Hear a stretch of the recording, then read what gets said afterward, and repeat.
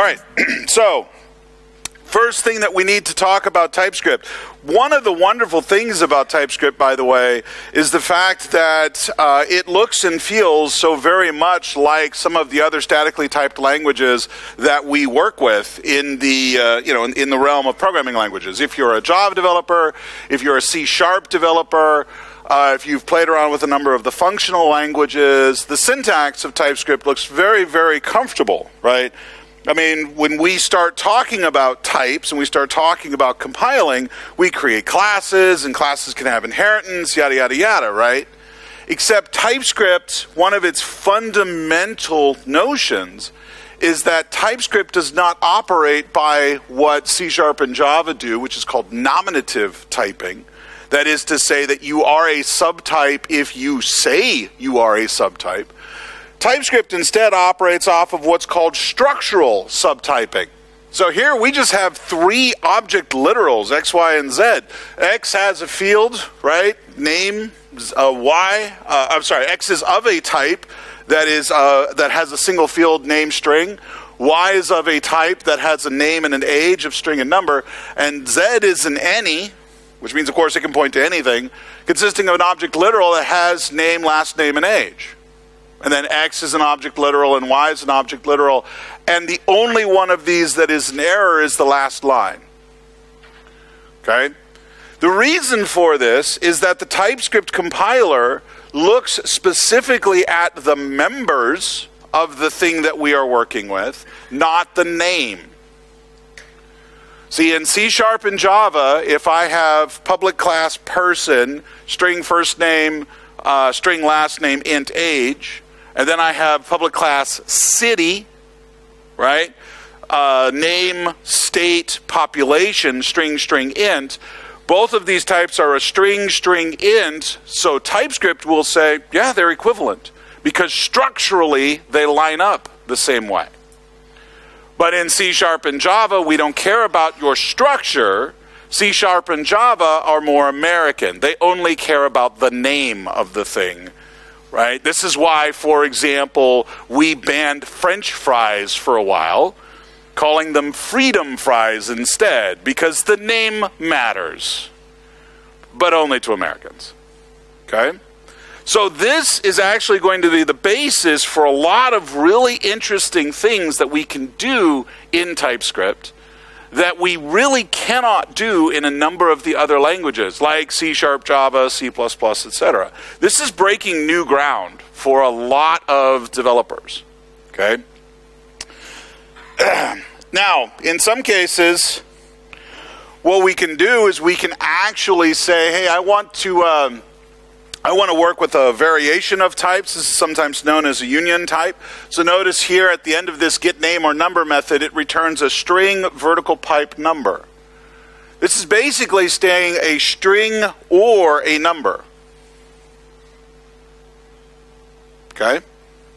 And when we get this thing back, TypeScript understands that this norn, N or N, is either a string or a number. But as you may well imagine, there's not a lot of methods that are common to both strings and numbers. So when we want to work with it, we most likely have to figure out what the actual type is. Now, remember, this is not an instance of test because there's no inheritance relationship between string and number. I mean, I suppose you could go all the way back to any, but that's kind of missing the point.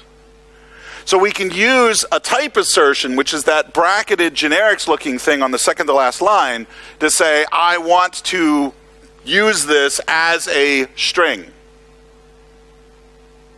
Okay? Kind of like a cast, but again, it's all going to be strictly type checked. And if you try to cast it to something else that's not a string or a number, TypeScript will get upset with you. Now, occasionally what we want to do is we want to actually specify certain things about these types. So here, for example, is string. It is either a string or a number, and when it returns, we're going to say that it will be a string.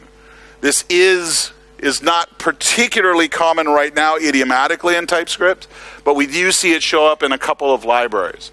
Again, this is basically a type guard to say, yeah, this is in fact a string that I'm getting back. Here we actually see it being done inside the body of this pad left function. Padding, of course, if you remember traditional JavaScript, padding can either be a string or the number of characters to pad. And so here we do is we look at the type of, and if it turns out to be a number, great, we can use it as such. Notice the lack of the cast syntax that I just showed you. That's because the TypeScript compiler is ridiculously brilliant. Because in this particular case, it looks at that implementation. It looks at the first if test and says, you know what, if it passes this test, then it must be a number. So from this point forward, through the body of this if clause, we can treat it as a number. If that if clause does not hold, then it must be a string, and therefore we can simply treat it as a string going forward. So in many respects, the TypeScript compiler is actually smarter than the C# compiler, which catches a number of people off guard. Now, we know about arrays. Just a quick refresher, right? This is an array of stuff, right? Using either syntax, the traditional JavaScript square bracketed syntax, or the generic style array of number, right? Everybody's comfortable with that, yeah? Okay, cool. The union type is something we've already talked about. So here again, A can be either a string or a number. Notice I can assign it a string, I can assign it a number, but I cannot assign it a Boolean, or an object, or null, or undefined, or never, or anything else. It could be either a string or a number. That's the reason for the vertical pipe. Okay? An intersection type, on the other hand, it's similar, but this is the scenario where I say this actually is both an A and a B. We're actually saying it's an and. So in this scenario, I have two types, F1, which is a function type taking two strings as parameters and yielding void, and F2, which is a function taking two numbers and yielding void. And I now want to declare a local called F that is basically the intersection of both F1 and F2. What that means is that we can use this so long as it satisfies the syntax, right? So here, F1 and F2 means that effectively it's going to be a function that can take a string or a number and a string or a number. But here's the thing about it. Because this is an intersection type, it has to fully satisfy the one or the other. You can't mix and match. So when I attempt to call F to passing two strings, that satisfies it. When I attempt to call F calling two numbers, that satisfies it. Because remember, it's either an F1 or it's an F2. But the last line will error out. Because it has to match the F1 signature or the F2 signature. The reason this is an intersection type is because effectively we can use the members that are present on both types, which in this case is the apply or the call method, which in this case works so long as the parameter signatures are satisfied, meaning two strings or two numbers. It's really easy to get intersection types and union types mixed up because one is an either or, the other is an and it kind of feels like they misnamed them. It feels to me like this syntax should be the union and the other one should be the intersection, but you can look, it's kind of like looking at, you know, which side do you consider heads on a coin. If that's not predetermined, you can go either way. This is the direction they chose to go with that particular syntax. Guys, are still with me? Yeah? All right, cool. We know about tuples, right? Tuples are basically types that are, you can think of them as a fixed size array of flexible types. Realistically, a tuple is kind of the first step towards an object. It's a way to bundle up a series of fields into a single entity. Usually those do not have names, although depending upon the language, there are actually some languages that are now starting to let you name the fields of the individual fields of a tuple. ECMAScript 2015, which introduced the tuple type, by the way, they chose to use the array-style syntax in order to try to minimize the cognitive load on your average JavaScript developer. So here, when I create a tuple of string and number type, we use the square brackets, and then we use the square brackets to define the instantiation thereof. Notice that they have to be in that particular order. And if we want to extract individual values out of it, we use the array subscript syntax because, again, they kind of wanted tuples to feel like arrays to your average JavaScript dev. Now, one of the things we can do is we can destructure these tuples. So here on that first line, that is not a typo. That empty comma, that empty space right in front of the second comma is supposed to be there. What we're doing is what's known as destructuring. Not destructing, but destructuring. We're slicing it up into pieces. So in this particular case, list 1 from the previous slide, right? If it's a three-part tuple, then when I do this declaration of let first, comma, third, the first part of the tuple will go into the local variable first. The second part of the tuple will get dropped on the floor. The third part of the tuple will go into the local variable third. Okay? Notice the bracketed syntax around the let style. So here we're effectively, you can imagine, again, this structural theme. We're taking the tuple and we're laying it down on top of these local variable declarations. Okay? Now we can also get into the rest and spread parameters, right? So here we see head and tail. So when we destructure numbers, head will get 1, which is the head of that array, that list, and tail will get everything else, 2, 3, 4, 5. The reason the tuple syntax is important is as we start getting into some more advanced types gymnastics, the tuple syntax will show up as a way to express type tuples. So this should feel pretty comfortable if you're going to start diving into some of the more advanced stuff. Now, one of the nice things and one of the simpler things that was introduced, I think in 2.2 or 2.3, is this notion of enumerated types, right? Or no, enums were in 1.8. I'm thinking of something else, which we'll get to in a second. Straight up enum, right? We've got basically a bound set of cardinal operations. We also have the only 3 good beverages in the world. Anybody disagree? Right?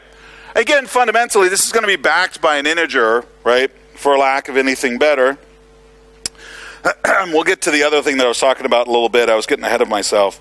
How many of you have done any Angular development?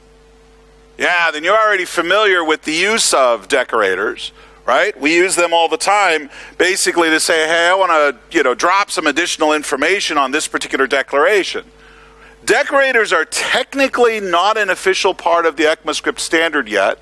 And as a matter of fact, if we go to the TypeScript, specification. Hello, come on.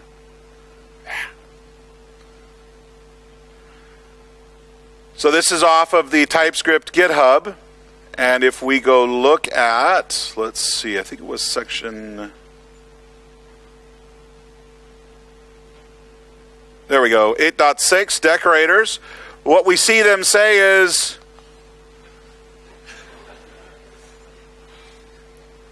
thank you, Microsoft. Actually, this raises an important point. I want you to look very carefully at something. Whoops. Come on, there we go. What version number does that say right there? And then we go back to the TypeScript site, and what version number does that say right there? Here, let me make sure you guys can see that very carefully. Now, are these the same number? This is one of the big detractions right now to TypeScript. The TypeScript team is a bunch of wonderful developers. They have tremendous skill in language development. Unfortunately, they lack skill in documentation. The current thinking, there's actually an open GitHub issue around the fact that the specification has not been updated in, I think it's 2 years now, right? And their current comment is, well, the handbook right here, this collection of things, this is supposed to be where you go to find out everything about TypeScript. And folks, a lot of the stuff that we're going to be talking about is not listed in this handbook. They actually show up in all of these what's new for each of the various versions since 1.8. So if you really want to understand TypeScript, not only do you need to read the spec, you have to read the handbook and every single one of these new release documents, which, as everybody knows, are always extremely thorough. Okay, that was a joke. Y'all can laugh at that. Okay. Yeah, when's the last time you wrote extensive release notes? Decorators is one of those things that is actually not really described very well in the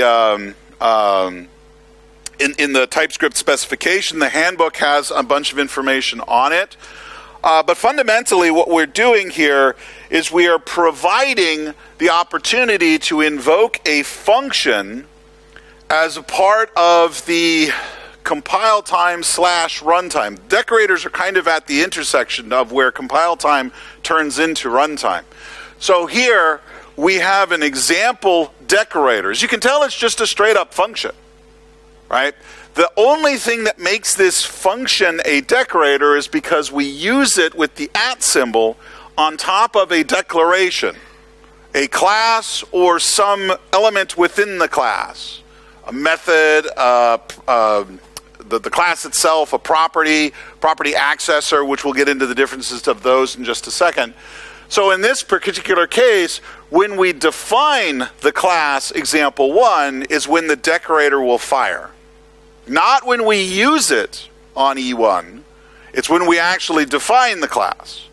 And the decorator will actually receive a reference to the target. That is to say, it will receive a reference to class example1 in order to be able to do something.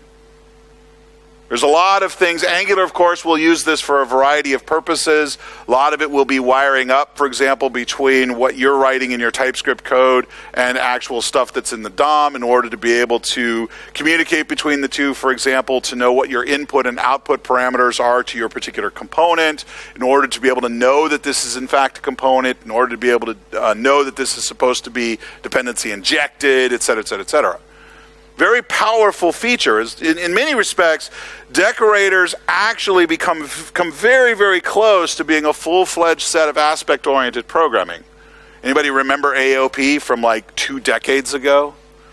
This is very, very close. And JavaScript has always had this ability to reach in and muck with our notion of a class at runtime. Fundamentally, this is referred to as meta-object programming, meta-object protocols, as actually the formal name for it, or MOP. And ironically, when Gregor Casales sat down to create the language that would later be known as Aspect-J, which is probably the best example of aspect-oriented programming, he specifically wanted to create a constrained subset of meta-object protocol. So we're flirting with some, fairly 2 decades old ideas, and particularly if you want to see some of the ideas people had around aspects and how to, what you might want to consider using for decorators, I would suggest you go back and look at some of the early AOP documentation, specifically around the language Aspect-J. What Spring does at runtime with aspects is not really the same thing. That's more of a method call interception thing, which has been around even longer. You can still do that here. Matter of fact, we'll show an example of that in a bit.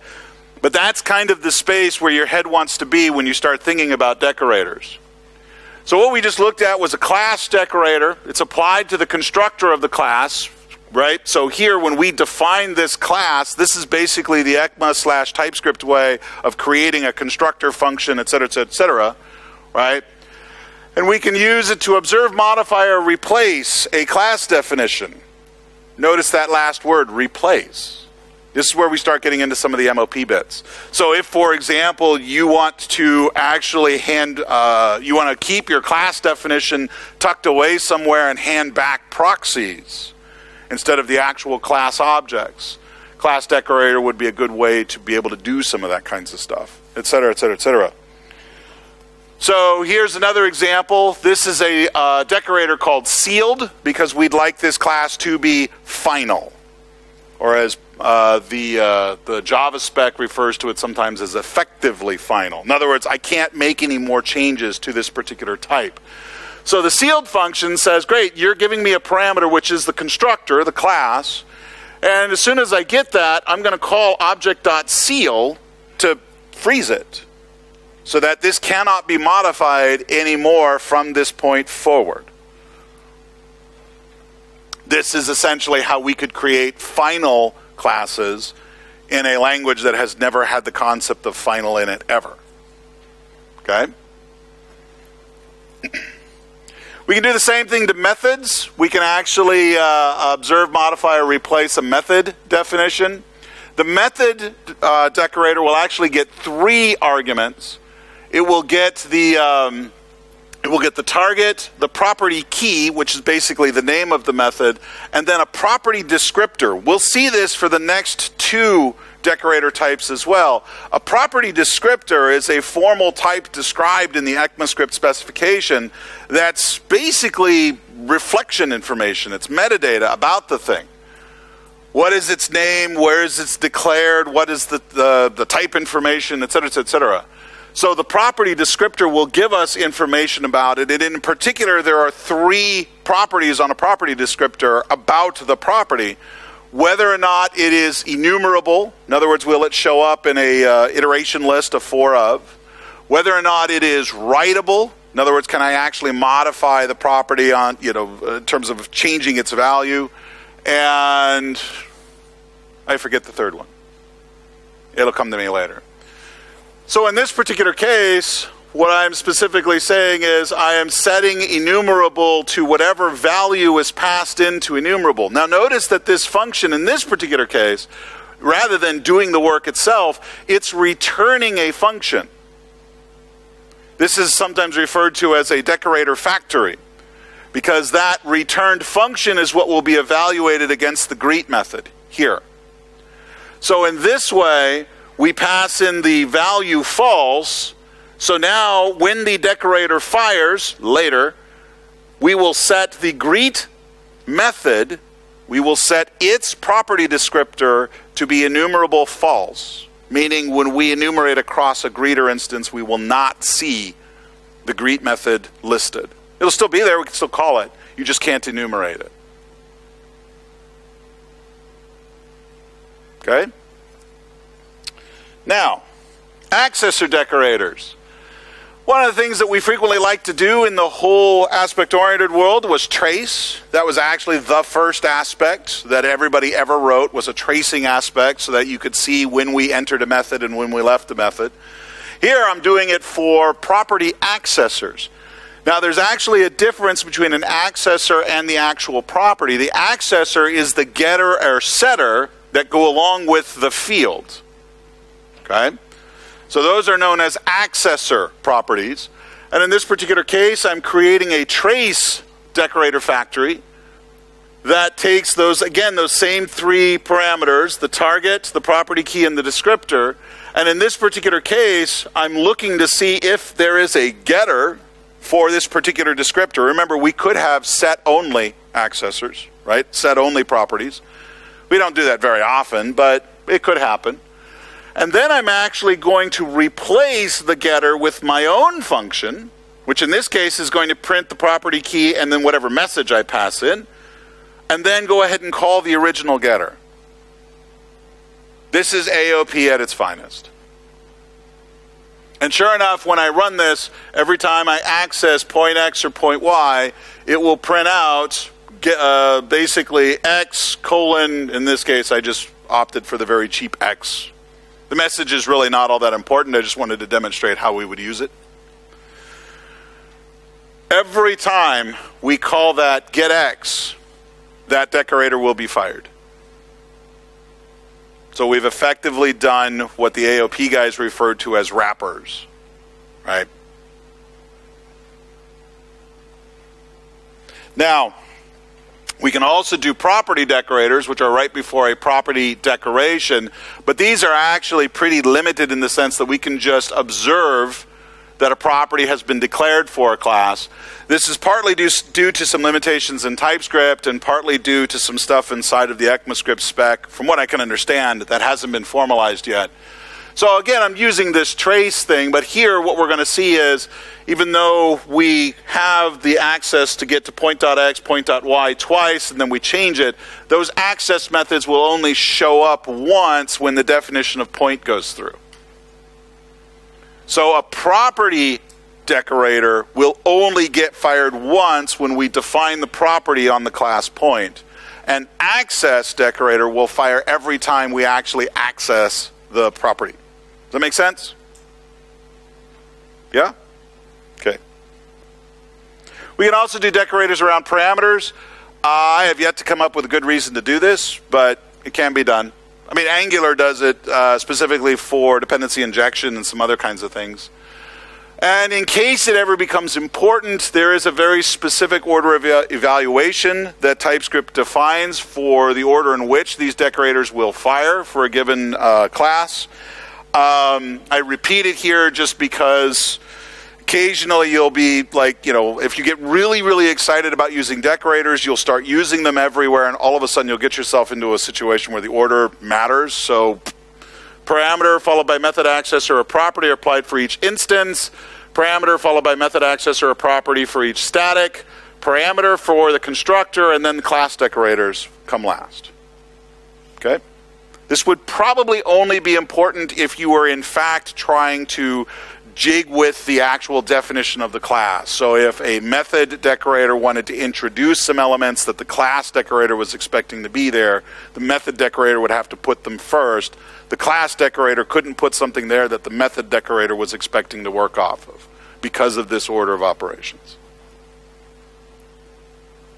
I already mentioned decorator factories and forgot to put an example there, but we've already seen it, so. The other thing we can do is we can actually compose decorators. Composition in the sense of functional programming. So we can actually chain them. So in this particular case, I have two decorators, F and G. And again, the console logs are just to tell us when exactly they fire. Notice down here I put both decorators on this method. What will actually happen is that one will get invoked chaining to the second, which will then chain to the method. Okay, so this is your classic functional f of g composition scenario. Okay. Now, generally speaking, you can treat them all as independent, and more often than not, decorators should be written so that the order of evaluation of decorators on the class or the method should not matter. Just work with what you've got and don't make any assumptions about anything that's going on around you. But again, sometimes decorators want to be able to work together to create some higher order functionality. So know that they will compose, and that you can, if you insist that the F decorator must be applied before G, then F could set something up that G could then pick up or something similar. Okay? Again, order of evaluations generally doesn't matter all the way up until it matters. Okay?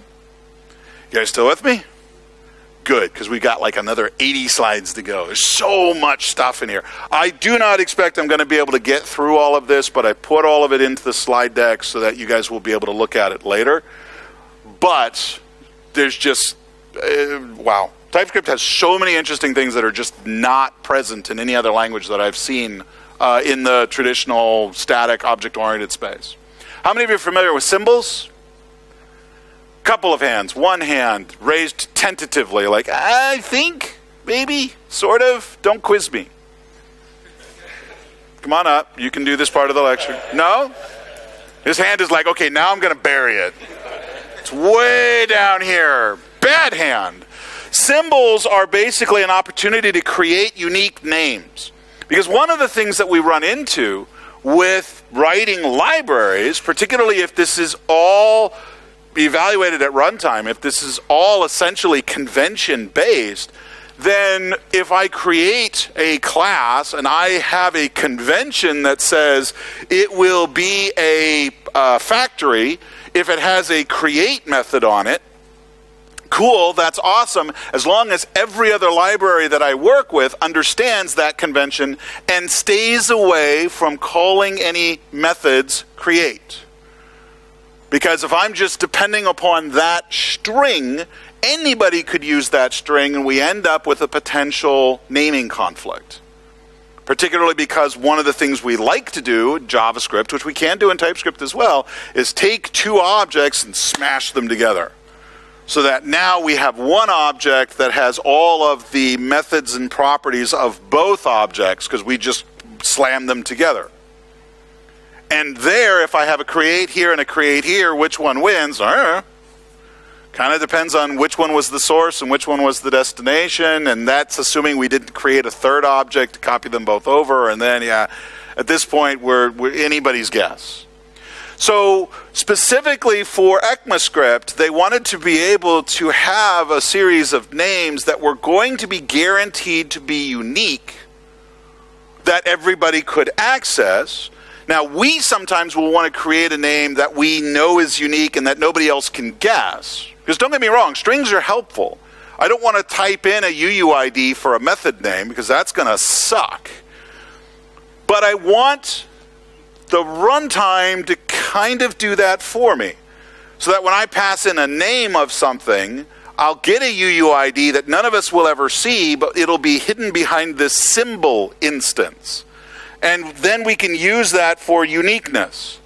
So we create a symbol by giving it a string name, and then we can use that symbol as the actual name for properties, methods, etc.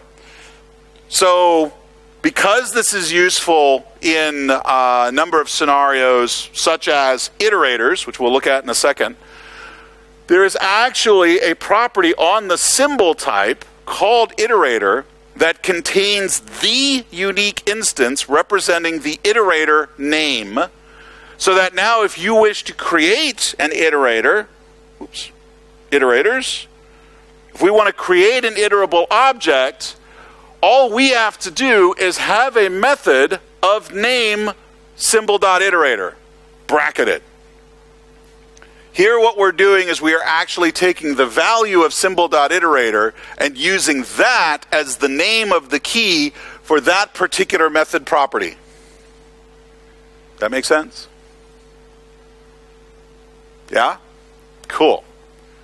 Now notice the iterator basically consists of a mostly optional interface. The only method you really need is the next method, which will return an iterator result, which is basically a named tuple of a value and done. Value being the value that we are iterating over, and done meaning, are we done yet? Right? Pretty straightforward. So here, for example, it's an entirely a gratuitous example of an iterator, because everything I'm doing here is the same thing that's done with just a straight array. So here I have a person that just has a name. That's not exciting. But then we have people, which implements the iterable of person. Now, an iterable knows how to create an iterator. Okay? If you've done some Java or some C#, you're already familiar with this particular concept.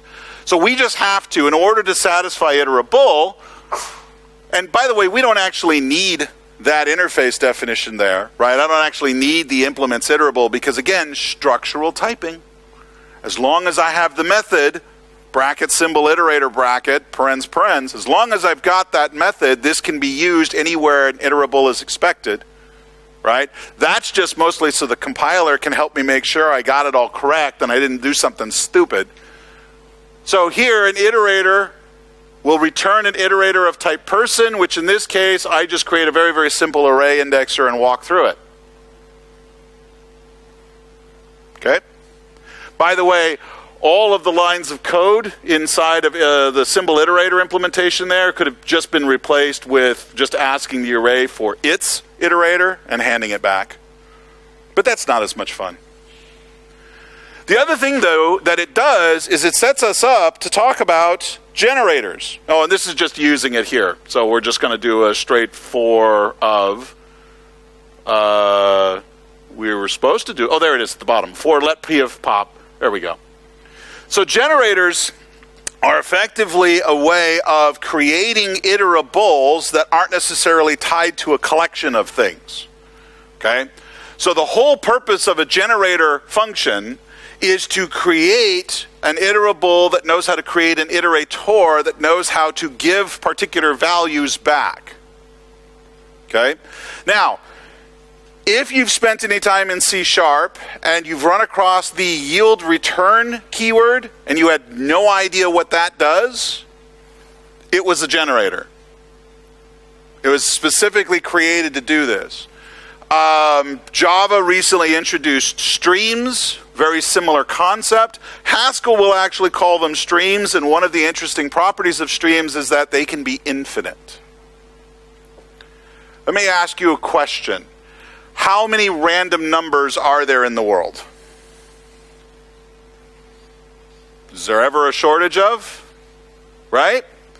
So if I wanted to get a collection of random numbers, wouldn't it make sense that we could create a thing that would give us a steady diet of random numbers every time we wanted to ask for one?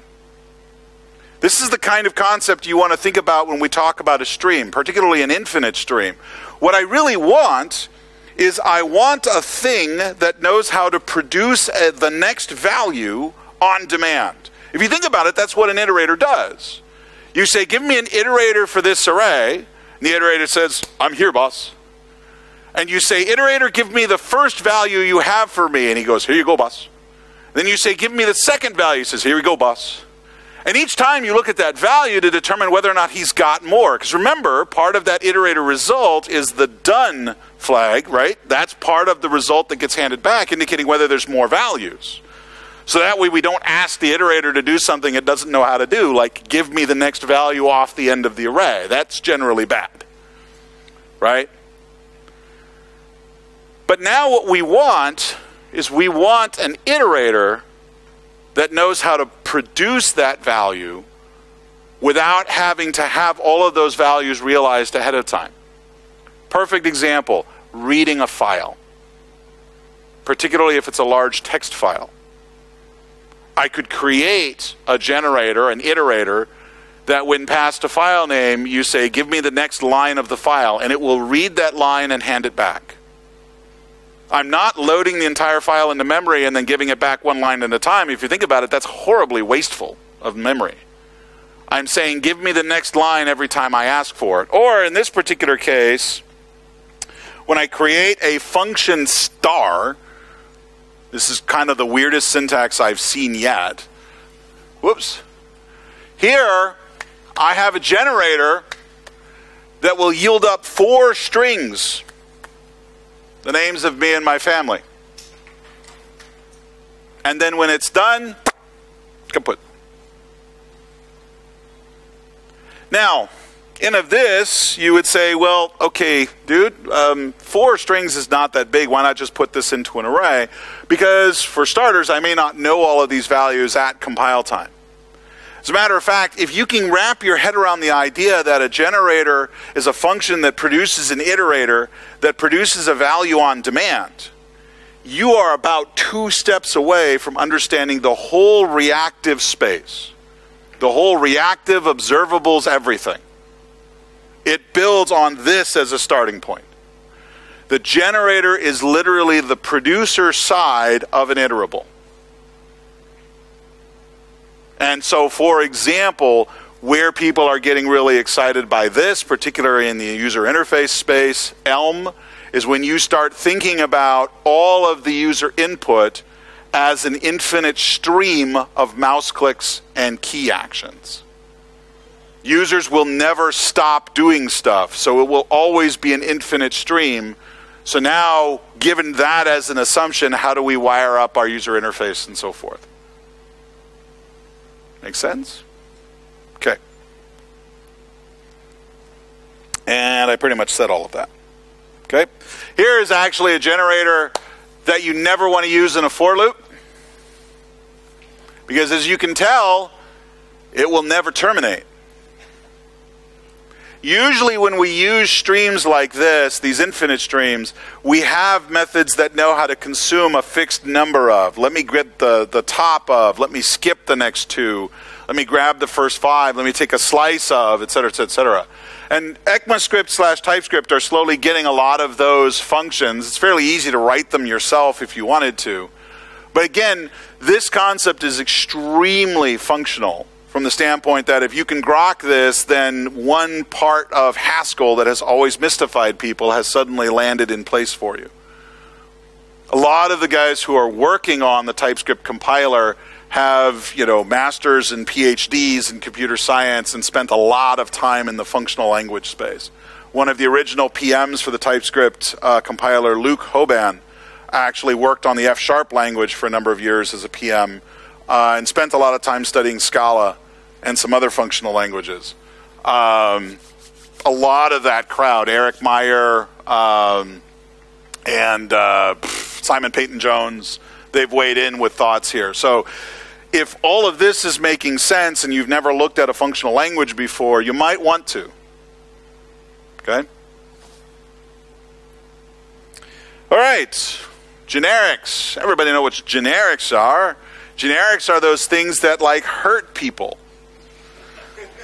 Right? Because generics are specifically a way to allow for type variability. And one of the hardest problems with understanding type systems and type variability and so forth is that it's extremely hard to debug a type system. Right? If I write code and then execute it, I can step through it and see what's happening in a step-by-step fashion. But when the compiler's doing all of this at compile time, it's actually kind of tricky to try to see how everything fits together. That's probably one of the biggest drawbacks to extremely statically typed languages, because they make decisions based on how these types work together, and they feel like magic. You're like, wait, how did you get from A to G here?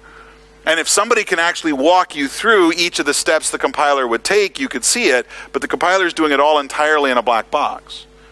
Generics are basically the step into that world where we are thinking about types at compile time as opposed to thinking about objects at runtime. Fundamentally, all we're trying to do is allow for a type variable as opposed to a runtime variable. You will sometimes hear the phrase arity indicating the number of parameters. So a function that takes 2 parameters is a 2-arity function. Whereas when we create the array type in TypeScript, when we say array of t, we are saying that is a 1-arity generic, or a 1-arity parameterized type.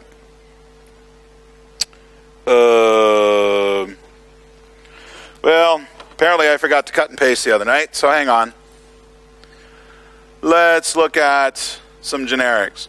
So one of the easiest generic functions is an identity function. You'll see this a lot when you spend time in the functional space, where here, this is just a function that takes a number and returns a number. Right? I mean, it seems like a really dumb function, but it lets us, again, we don't care about the runtime usage, we care about what this is doing in terms of the type system.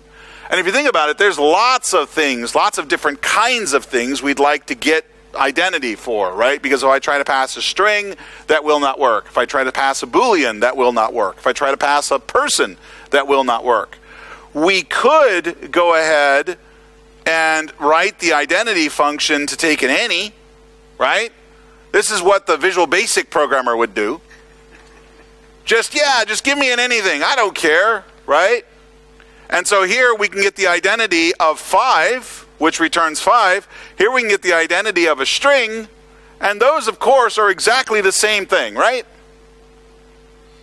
Well, to your average VB developer, see, if I were in a .NET conference, I would be making fun of JavaScript developers, but this is a JavaScript talk, so I got to find somebody else to make fun of, and VB seems really easy.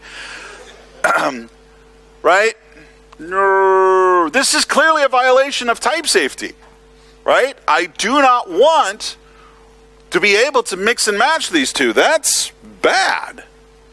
So what generics allow us to do is generics allow us to supply a type parameter at the time we define and use this function.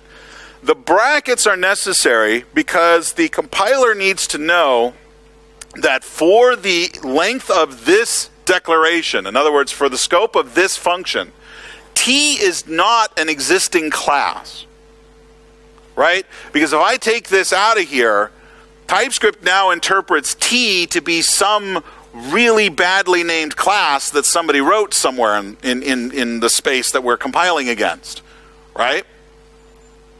So the brackets are used to indicate this is the list of type parameters, so that now when I use it, I can supply the type explicitly by again using the brackets.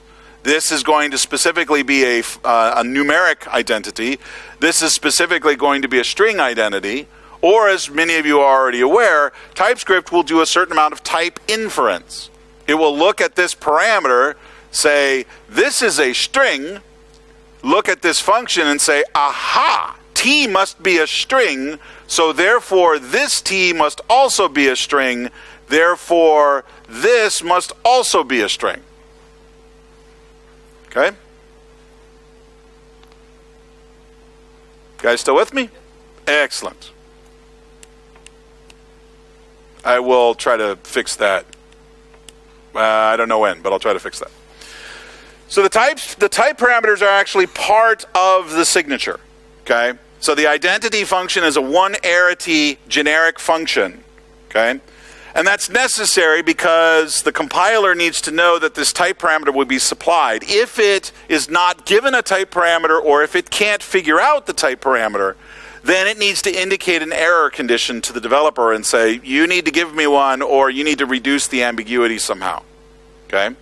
Now, what in the hell? I'm caught on something. All right. One of the things that TypeScript chooses to do, and I'm not entirely sure I'm a fan of this, is TypeScript actually likes using the old C++ naming conventions for parameterized types. So we have T, and then the next one is U, and the next one is V, and if we get to 4 type parameters, God help us all, that's W. Right? T, U, V. We just keep going down the alphabet. I'm not a huge fan of this, and I understand why we like the single capitalized letter, because it looks out of place compared to other things. But quite frankly, in many cases, generics can read more easily if we're actually a little bit more descriptive with our type names. I mean, the Java guys do it, the C# guys do it, the TypeScript guys are doing it. But do we have to? Seriously? Right? I mean, frequently we will see generics that the TypeScript team will write that will say it takes a parameter of type T and returns a parameter of type U. Because T is for input and U is for return? I don't know. Why not just call it in and out? Because they're type parameters. The TypeScript compiler will satisfy, it'll put whatever in, whatever in for out. But that's not the convention. Okay? If you write your own generics, do feel free to change the convention. Just make sure you document it so that other people know what you're doing, because if they've experienced TypeScript at other places, they're probably doing this TUV. Okay. The other thing I like to do when I was doing C++ is I use T1, T2, and T3, the T standing for type. That's kind of how that started. And then R, or RT, for return type. It was my own convention, and it helped me keep things clear in my own head. So, I guess I put the last one. Oh, yes. So this identity here, my identity, this is the function signature for the generic identity function from earlier. So notice the angle bracket in front of the rounded bracket parameterized list. The type signature, the type parameter, is a part of the function signature. Needs to be there so that we know that T is a type variable. Okay? And by the way, the letters don't have to match. In the original identity function, we had it as a T. If I choose to express the signature as U, argue, U, the letters themselves don't match. They are literally a placeholder for whatever type will be there. Okay?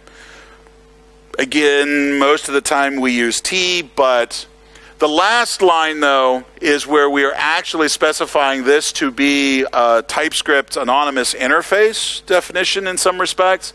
So here we're saying my third identity is of something that will have that singular method that takes an arg and returns an arg of type T. Which gets us to the first definition here. This generic identity function interface is exactly the same as the last line of the previous slide. Because again, structural typing, not nominative. You do not have to implement this interface, but this structurally is equivalent to that curly bracketed notation, as we can see with this my identity here. And as a matter of fact, I can actually reference the class, or I'm sorry, the type parameter on the class to make it a class type parameter, and now T will be visible throughout the entirety of the interface rather than just that individual function. It is very possible and very desirable in a number of cases to have a class with a type parameter T and then have functions with their own individual type parameters as well. Don't call them T. You think it's bad now. If you start trying to get into scope, yeah, just don't, okay? But in that case, we would have class blah angle bracket T and then function blah angle bracket T or U or V or something else, okay? The angle brackets basically delineate the scope that this type parameter is available, right? How far it's in scope. Okay? Make sense? And here we have a generic class. In this case, we have a generic number that has a 0 value and then has a function called add that will basically do nothing. Well, in this case, it's just a function definition. Presumably, it will be supplied elsewhere because in this first block, we have a generic number of number.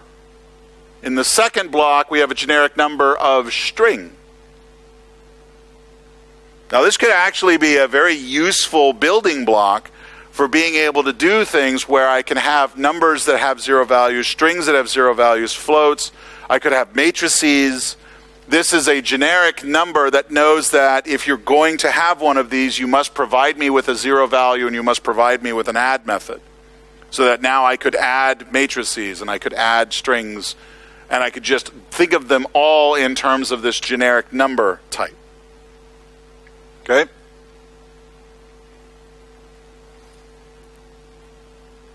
Now, occasionally, the compiler runs into problems where it says, look, you're telling me that there's going to be a type T that's going to be here, and now you're trying to do something with that type that I can't guarantee you will be present, right?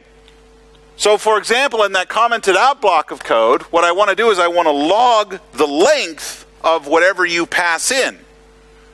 Now, is everybody in this room willing to verify that every single object that will ever be passed into this function will always have a length property on it?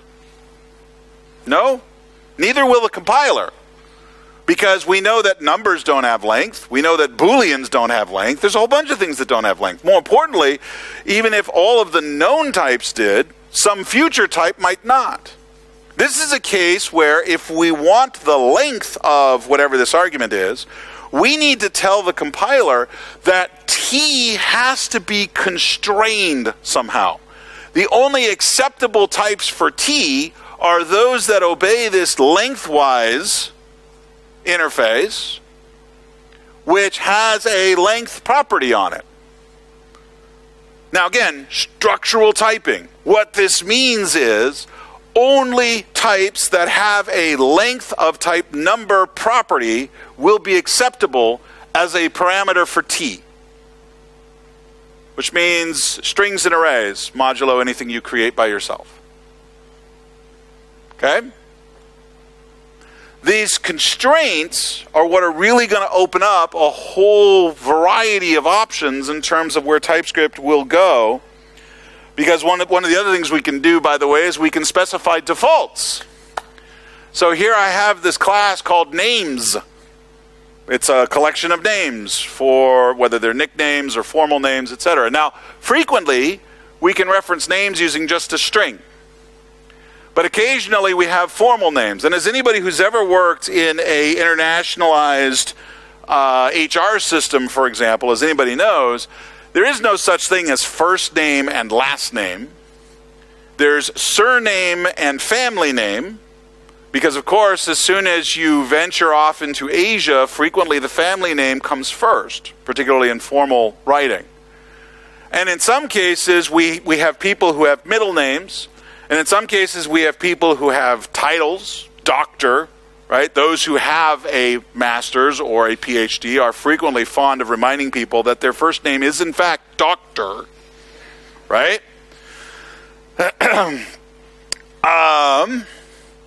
Some great lines in Doctor Strange about that one too, by the way. If you've not seen that movie, you need to. So in this particular case, we can say that names can be parameterized around a type that will perhaps be a more complex representation of names, such as my name class there, which, just to cheap out, is just a collection of strings, right, which we'll infer later, do something with. But now here I have a simple names, which is a names of a collection of strings. Notice the lack of the type parameterization on that first instantiation, because if I don't supply a type parameter, string is assumed. In the second case, I explicitly provide a type parameter, so this will be a names of type name, and that will then be populated with name objects. Now, obviously, within the names class, I can only assume types that are string or some other complex type, so not quite sure what I'll do with it from there, but the example that the TypeScript manual uses is a create method that will hand you back a HTML element, a la something from jQuery, where if you don't specify what kind of HTML element to give back, it'll assume it to be a div. So you could just call create parens and get back a div, or you could call create bracket form bracket and get back a form or something similar. Now, ready to really start warping your mind? And with 3 minutes left, awesome. Conditional types. TypeScript will allow us to make some decisions about what the type of a type parameter should be based on information, based on a condition. So here, for example, we have a type name. Notice this is a type. This is not a runtime switch. It's a compile time switch. By the way, we discovered about 15 years ago that templates in C++ are Turing complete. And TypeScript is, I'm almost 99% certain that TypeScript templates are also Turing complete. You could write your entire program entirely in terms of generics, compile it, and now you don't even have to run it because the compiler's already done all the work for you. A lot of that thought is what went into the C++ Boost library, which is how C++ is able to do a number of the things that Java and C# can do, but C++ can do it without a virtual machine because it can figure out a number of these things at compile time rather than at runtime. So here, if you give me type name T, I will say if T extends a string, so extends in this particular case is basically your conditional. You can think of it as an equality operator here. If T extends string, notice the ternary syntax, the question mark colon syntax. If T extends string, then the return, that is to say, the actual type of the type name in this case, is the literal string. If not, if it extends number, then it's a number. If it extends Boolean, then it's Boolean, etc., all the way down to, we bottom out in object here. And notice T1, 0, 2, 3, 4 are each of those types respectively. Which means that if I create something that says, hey, I want to create an array of T0, fundamentally I will now have an array of string, because the type here is basically a type alias. Yeah, shut up. I said shut up. There we go. Phones. I swear, these things are like little masters driving us all. We're slaves. It's just a matter of time before we embed them in our bodies and then they start telling us what to do. Oh, wait, they already tell us what to do. The conditional type thing was introduced in TypeScript 2.8, and it opens up an entire world of possibility, right? Because now, effectively, what I can do is I can say that this type will be either a type A or a type B, depending upon whether type A has a particular property. We can combine this with type constraints so that we can say, great, either type A has to have this length property, for example, or the actual type is a type B, which is a proxy around type A that provides the length property and does nothing. And that, my friends, is the starting of the box creaking open, because when you start getting into, let me show you an example I was working through because it was absolutely blowing my mind. If you ever want to support fully formed currying, being able to treat functions as just functions of multiple parameters, to be able to treat them as functions of single parameters, such that the end result looks like this. This is extremely powerful in terms of function composition. But to do that, we have to actually walk through a variety of different steps to, for example, let's see. Here, the head type will grab the first type out of an array of types, and if there are no additional types, then it will be of type never, which, by the way, is a type. Did you know that?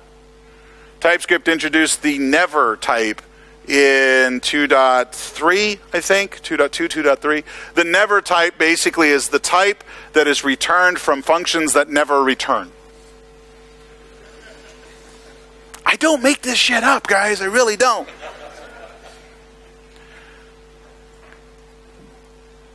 This, very bluntly, this is the opening of a Pandora's box. Okay? There is a tremendous, once you now know about conditional types, there's a tremendous amount of power, and again, Turing completeness, I assert, that we can wrestle with in the TypeScript space. This article off of freecodecamp.org, where they talk about basically how to build currying in order to replace the untyped versions of currying that we see from the Lambda library, for example. It's a very well-written tutorial stepping you through step by step in terms of how all of these things will combine in order to allow us to curry. I stopped about halfway through the article because then he starts figuring out how do we curry functions that have rest and spread arguments. And it was like, okay, at that point, I'm just out, because I don't need a currying library that does all of that for me, right? But it's an extremely good way to sort of come up to speed on some of the features that TypeScript has, making use of these conditional typing capabilities. Again, really, we haven't touched on some of the new features that shipped in 3.0.3.1, 3.2, 3.3, 3.4, and it is my hope, my fervent hope, that the TypeScript team will take a break at some point and go back and update the specification. But right now, just as an exercise, I actually created PDFs out of the 1.8 specification, all of the handbook pages, all of the what's new pages, and it comes out to about 470 pages. This is not a trivial language. And please don't think that TypeScript is just JavaScript with a little typing thrown in.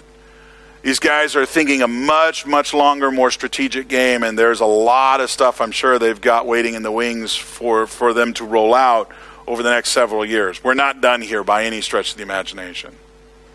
So, any questions? Going once, going twice, going home.